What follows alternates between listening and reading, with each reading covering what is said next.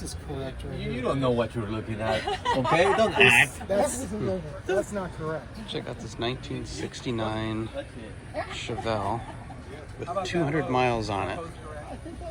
How about that screw in that wire? This is the COPO version, which is obviously crazy rare.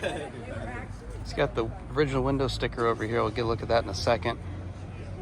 It's about a $4,500 car at the time.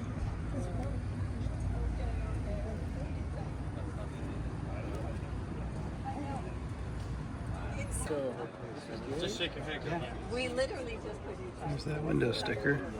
The final price $44.18. It's like brand new. Here, look at the window sticker. Oh my gosh. Yeah, look at the odometer. Jerry, open the hood. Oh my